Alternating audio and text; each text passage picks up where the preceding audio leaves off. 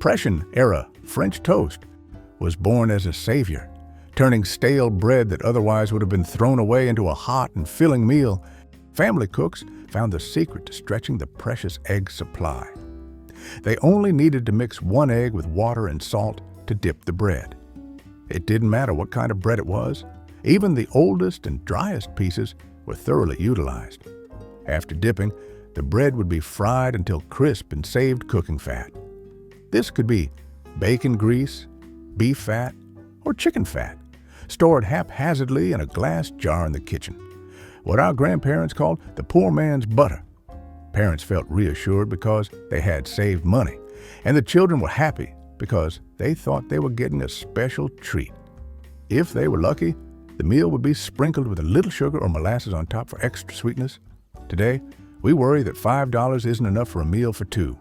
While our grandparents once used exactly one egg to feed the whole family, they didn't complain. They created, and that is why they survived years that our modern generation can hardly imagine. Oatmeal porridge is not an unfamiliar dish, but the version our grandparents ate was not the convenient instant oatmeal of the modern era. Back in the years from 1930 to 1950, with just 10 cents a pound for oatmeal, our grandparents could ensure a full and heartwarming breakfast for the entire family. To ensure a hot breakfast was ready before the sun even rose, homemakers often had to start cooking the porridge the night before on the wood stove. The dish just needed a little salt, and if they were lucky enough to have some sweetness, they would drizzle molasses on top. When hunger loomed, mothers even had to add more water to thin the porridge. This method made the porridge runnier, but ensured everyone in the house got a share. Because in those difficult days, sharing and love were the only things that still held value. What about the leftover porridge? It was never wasted either. It would be poured into a mold and chilled overnight. The next morning, it was sliced and fried in lard, creating a crispy exterior and a rich center. This technique not only avoided waste, but also brought a new texture, making a seemingly tedious meal more exciting while providing necessary fat and calories. And if you are enjoying this journey back to the past through these inexpensive breakfast dishes, please hit hype and join us in honoring these old values. We have many more ingenious secrets behind them. For many families, this was a wonderful solution that turned precious eggs into a meal they could proudly call fit for a king during hard times. This dish became particularly popular when government programs such as the Farm Security Administration began distributing eggs and milk to struggling families. To make this dish, homemakers would hard-boil the eggs, chop them small, and then mix them into a simple white sauce. This sauce was the secret to stretching the meal, made from flour, milk, and most importantly, butter or saved cooking fat.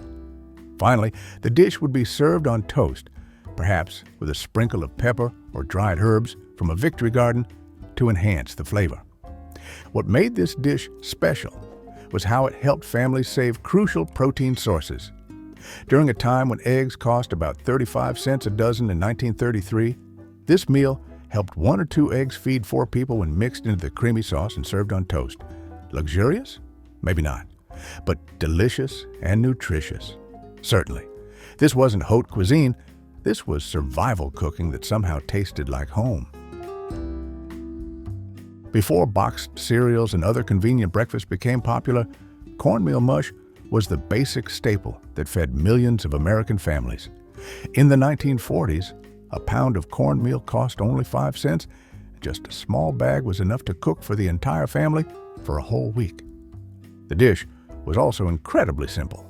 Boil water, then slowly whisk in the cornmeal, add a little salt, and stir constantly until the mixture thickened. This dish was served hot, and if the family was lucky enough to have milk on payday, they would add a bit of milk on top to make the dish easier to swallow and richer. The versatility of cornmeal mush was its greatest highlight, making it an all-purpose dish. Any leftover cornmeal porridge was never wasted. It was poured into a mold, cooled, then sliced thick and fried in fat until the cornmeal pieces turned golden and crispy. And if a family had a little extra, they could eat it with sorghum syrup or maple syrup, making the dish sweeter. Crispy on the outside, soft on the inside, It was simple, yet it gave the whole family the strength to get through the long day. Looking back, it was these simple meals that helped the previous generation care for their families persistently and lovingly.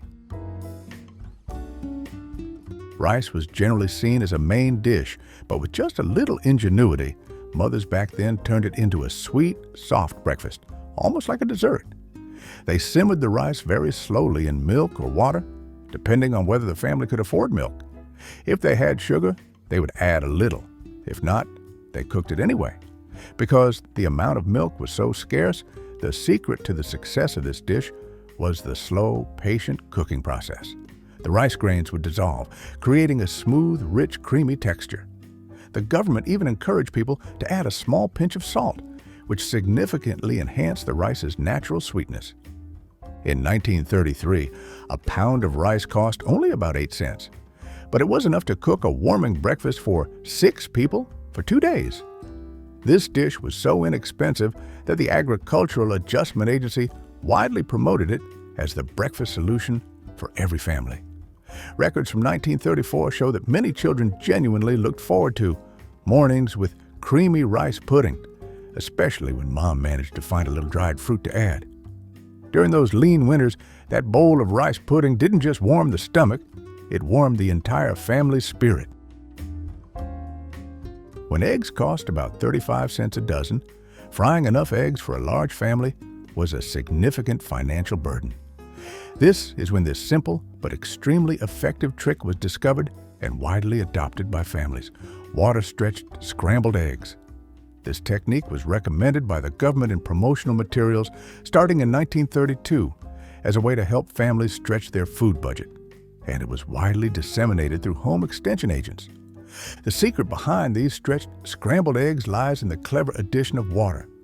Mom would whisk a small amount of water, about 1 tablespoon per egg, before scrambling. The crucial part was whisking vigorously to incorporate air into the egg mixture, creating fluffiness. This method helped double the serving size of the scrambled eggs with virtually no change in flavor.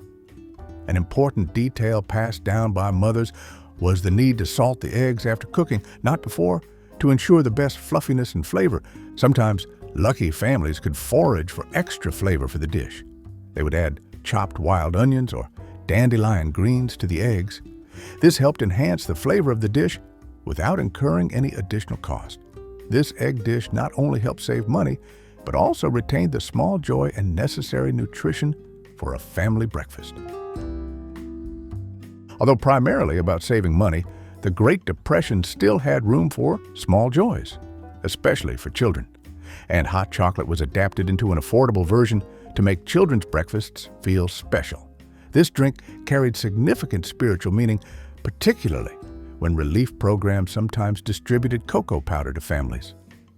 The Bureau of Home Economics records from 1933 documented how families created this economical version. Mothers only needed to use 1 teaspoon of cocoa powder, then mix it first with a small amount of cold water to prevent clumping, and then slowly add hot water while stirring. Sugar was used extremely sparingly, usually just a small pinch per cup. A half-pound can of cocoa powder cost about 15 cents. It sounded expensive back then, but it was enough for mothers to prepare a hot drink for an entire month of Sunday mornings. And they always tried to set aside that amount because for them, nurturing their children was more important than anything else. In the biting cold winter, a hot cup of cocoa didn't just warm their hands and stomachs, it also helped the children stay alert and focused when they arrived in the morning classroom. The Depression era might have lacked money, but family love was something that would never be makeshift. If you also grew up next to hot cups of hot chocolate, please hit like and subscribe. We will keep those stories alive together. If you needed a filling breakfast to maintain energy throughout the morning, biscuits and gravy was the answer. This dish was created from the most basic ingredients that most families had readily available. The accompanying gravy, often called sawmill gravy, was common in logging camps where ingredients were limited. The biscuits were often drop biscuits, quick and less laborious. The gravy was made by browning flour in the saved bacon grease, then mixing in water or milk. To make the gravy smooth, you just had to stir constantly exactly the way Grandma used to do it. This dish was extremely economical. A 25-pound bag of flour cost about 50 cents and could make biscuits and gravy for many weeks. When the gravy contained no meat, it was called pour-du.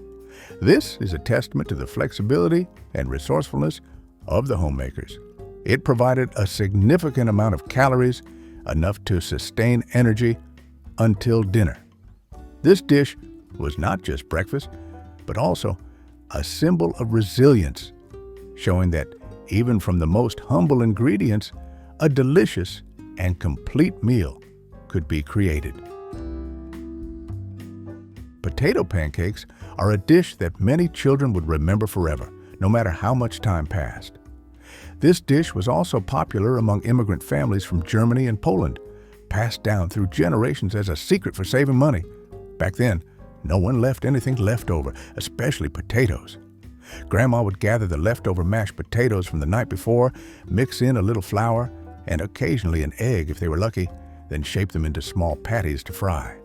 Families using grated raw potatoes had to squeeze out the excess moisture, or the pancakes would be mushy.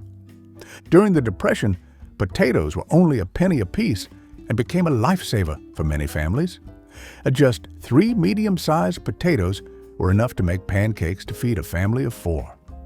The best secret to their flavor lay in frying them in the bacon grease that everyone carefully saved. Just a little bit of that fat was enough to make the pancakes golden, crispy, and savory. Sometimes potato pancakes appeared all day, morning, noon, and night. If there were onions in the garden, Mom would grate them in for flavor and to stretch the serving size further. When they were better off, they ate them with applesauce or a bit of sour cream. Otherwise, just sprinkling salt made them delicious. For that generation, this wasn't just food. It was how the whole family survived the hardest times. The cold winter led to scarcer egg supplies from backyard chickens, making traditional pancakes a big challenge. Therefore, families invented pancakes without eggs. This dish was known by honest names like water cakes or depression cakes and was one of the most resourceful innovations of the Depression breakfast. The basic recipe was incredibly simple, consisting only of flour, water, or milk, if abundant, baking powder, and salt. To make the pancakes softer and more appealing, mothers would mix the flour with water until smooth, then let the batter rest for 10 minutes before cooking. The pancakes were then fried on a hot griddle, often using saved bacon grease. Although they weren't as fluffy as regular pancakes, they still had the ability to fill hungry stomachs. Economically, a batch of these pancakes could feed 6 children with ingredients costing less than 15 cents. For sweetness, instead of expensive syrup, families used homemade apple butter or corn syrup. Corn syrup, only 12 cents per pint, was the more economical alternative. Creative mothers also added mashed potatoes or grated apples to the batter to increase density and sweetness, showing their flexibility and refusal to give up on caring for their families. Hasty pudding is a breakfast dish originating from colonial times, and it made a strong comeback as a savior during the Great Depression. Its name, Hasty, comes from the fact that it could be cooked relatively quickly, providing an instant hot, comforting meal. This dish had been made by New England families for over 200 years. It became especially popular in the 1940s when sugar was rationed because it could be sweetened with molasses instead. For preparation, the recipe is cornmeal cooked with milk or water until thick. The most important technique is to add the cornmeal slowly to the boiling liquid and to stir constantly to avoid lumps. Once cooked, the porridge was usually sweetened with molasses or maple syrup. This dish was incredibly affordable, costing almost nothing to make. Hasty pudding could be eaten hot immediately, serving as a warm meal right off the stove. It could also be poured into a mold, cooled, and then sliced thin like polenta. This versatility helped homemakers prepare it ahead of time. Hasty pudding is a dish that demonstrates ingenuity and perseverance, ensuring that even on the tightest budget, a family could still have a hot, filling meal on cold winter mornings. Crackers eaten with milk used to be a common winter breakfast for many families. Back then, people called it by a more rustic name, cracker pudding. For labor communities, especially railroad workers, this dish was even more important because crackers were easy to carry, lasted long without spoiling, and could be used anytime. When the 1918 flu pandemic spread, many mothers were too tired to stand at the stove. Children were forced to fend for their own breakfasts, and crackers and milk was the one thing they could make themselves without much instruction. The method could hardly be simpler. A few store-bought saltines or homemade hard biscuits were crumbled into a bowl. Then warm milk was poured over them. If the family had a bit of butter or sugar, they would add it to deepen the flavor. In just a few minutes, the crackers softened, thickening like pudding, warming and easy to eat. The price was also very affordable. A box of saltines was about 10 cents, enough for many breakfasts. During the cold and lean days, that simple dish was a form of care in the simplest way, gentle, practical, and sufficient for the standards of that time. Coffee soup might sound strange to us today, but this was a traditional breakfast in Scandinavian and German-American communities. For laborers, this was a warm start, providing the necessary caffeine for cold mornings. This dish emerged as a practical morning solution, stemming from the no-waste culture of the old country. The way this dish was made was utterly unique. Stale bread or hard biscuits were crumbled into hot coffee. The bread would soak up the coffee, becoming soft and pudding-like, creating a more filling meal than just drinking plain coffee. Milk and sugar could be added, depending on the availability of those ingredients. Regarding cost, although coffee was 21 cents a pound, day-old bread was often given away free by bakeries. This helped families feed 4 people for just a few cents. A special detail was that neighborhood coffee shops often gave away day-old coffee grounds, allowing families to reuse and stretch their coffee supply. This saved significantly. Coffee soup not only provided calories, but also the necessary caffeine to maintain strength for long days of physical labor. Hot milk toast was a common breakfast during the difficult years, especially the Great Depression. My grandmother used to tell me that this dish was always reserved for the sick or children because it was soft, easy to eat, and gentle on the stomach. When the bread was old and dry, people just needed to toast it slightly darker to hide its age, and everything still tasted good. The preparation was as simple as life itself back then. Just a few slices of well-toasted bread, browned and slightly charred at the edges to soak up more milk. Hot milk was poured over, accompanied by a little salt and a small piece of butter if the family had any left. The hot milk soaked into every layer of bread, softening even the driest loaves, creating a unique feeling of warmth on cold mornings. Families that were slightly better off made a fancier version, toasted bread topped with cream sauce, which was just milk thickened with a little flour and butter. But back then, that was enough for children to consider it a feast. During the Spanish flu pandemic and extending through the Great Depression, this was almost a standard breakfast. Costing only about 2 cents in 1930, a family could eat this dish all week for less than $0.25. It helped utilize every piece of old bread, wasting nothing, and above all, provided a feeling of warmth and sustenance during days when everything was scarce. Johnny cakes are traditional cornmeal pancakes dating back to the 1700s. They remained a staple breakfast during the Depression era. This dish was made even when wheat flour was scarce or expensive. In the 1930s, when drought destroyed wheat crops, Johnny cakes became the daily breakfast for many families in the Dust Bowl region. The preparation was rustic, true to hard times, only cornmeal, salt, and boiling water. The mixture was combined and fried on a hot griddle, usually greased with saved bacon fat or lard for added flavor. The cakes differed by region. In Rhode Island, they were thin and crispy, while in the South, they were thick and dense, feeling much more filling than regular pancakes.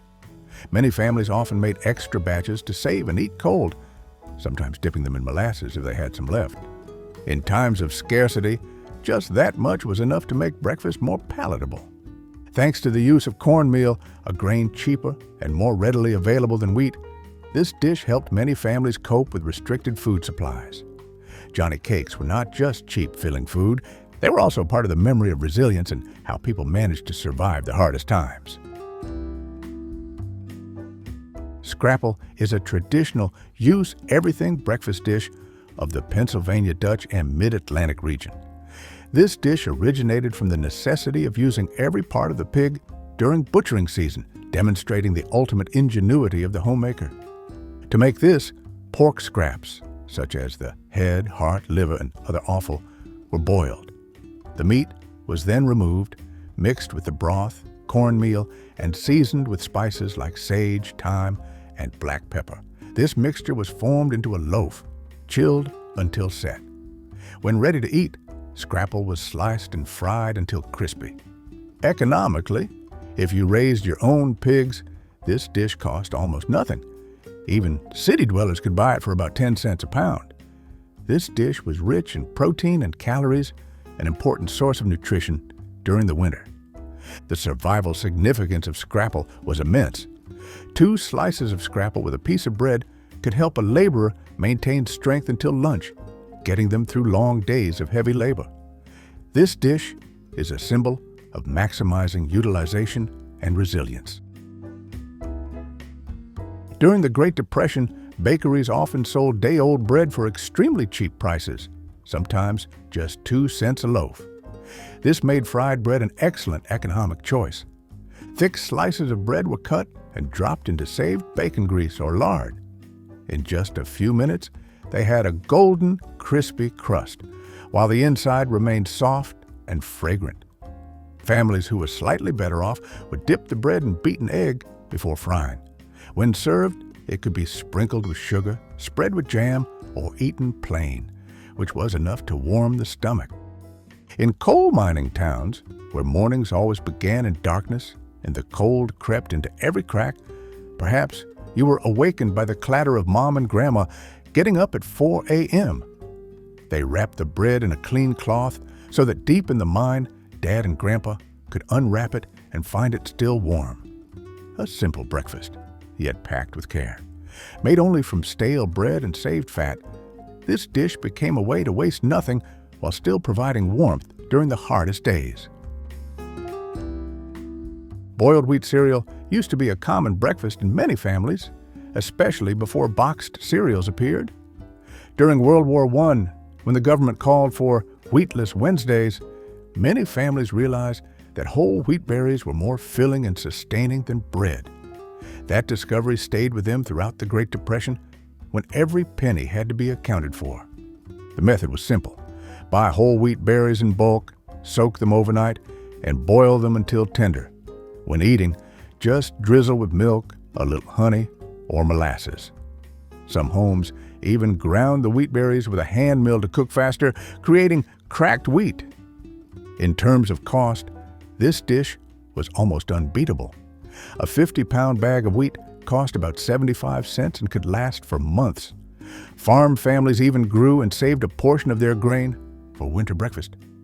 Boiled wheat cereal wasn't fancy, but it provided a feeling of warmth and enough energy for the whole day. A reminder of how previous generations nourished each other through the toughest times. In the American South, hominy grits played an essential role in breakfast, nearly as important as coffee. During the Great Depression, grits were often the only breakfast, lunch, and sometimes dinner for many tenant farming families. This shows its importance in sustaining life. Grits are made from corn that has been treated with alkali. After slow cooking on the stove and occasional stirring, the grits achieve a creamy texture. The dish was usually eaten simply with salt and butter. Some luckier families would add cheese or red-eye gravy, a sauce made from cured ham fat and coffee. In terms of cost, grits were an extremely economical choice. A pound of grits cost only about 5 cents and could make breakfast for a family for many days. Grits are creamy and very filling. This dish provided stable energy for heavy labor, ensuring workers had enough strength. It was an indispensable part of Southern survival cuisine. Beans on toast was a popular American breakfast, especially in logging camps and mining towns, before it became the stereotypical British dish. To make this dish, navy beans were cooked overnight, seasoned with molasses and salt pork. Then, the beans were scooped onto toast. However, to maximize savings, families created depression beans, consisting only of beans, water, salt, and perhaps an onion, completely without meat or molasses. This dish was extremely cheap. A pound of dried beans cost about 8 cents in 1940. Dried beans could expand significantly after cooking. Beans on toast was filling and nutritious. The protein from the beans combined with the carbohydrates from the bread created an excellent source of energy.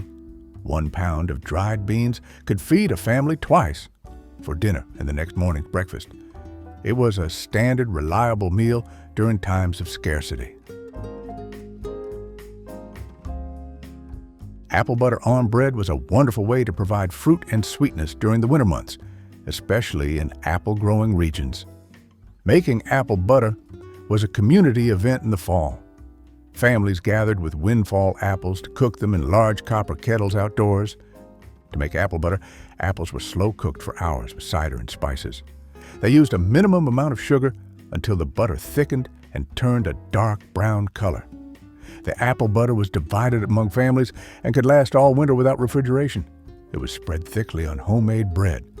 In terms of cost, 1 apple bush could produce enough apple butter to last all winter. The total cost for a season was only about 50 cents. Apples only cost 1 cent each.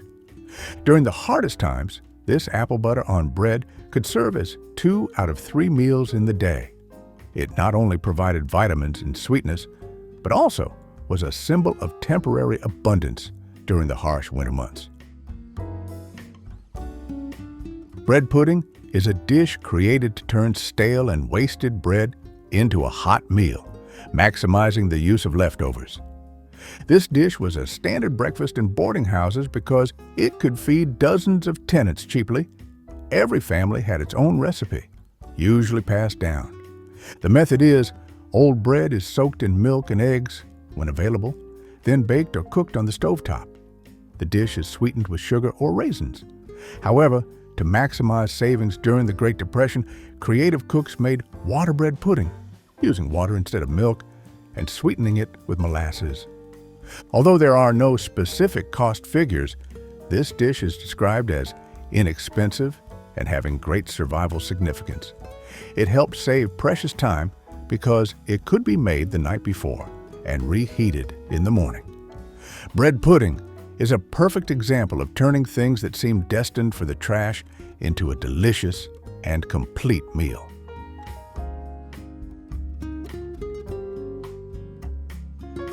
These simple, inexpensive meals were more than just breakfast. They were a powerful reminder of the dignity of thrift and the incredible resourcefulness of a generation. We hope this nostalgic trip through the impoverished kitchen has brought you genuine emotions and appreciation. Which winter breakfast on this list is most deeply etched in your childhood memory? Please share your story and experience in the comments section below. If you want this journey to continue, get ready for 40 clever food hacks Grandma used to make cooking easier, where the intelligence and resourcefulness of the previous generation continue to be celebrated. Thank you all.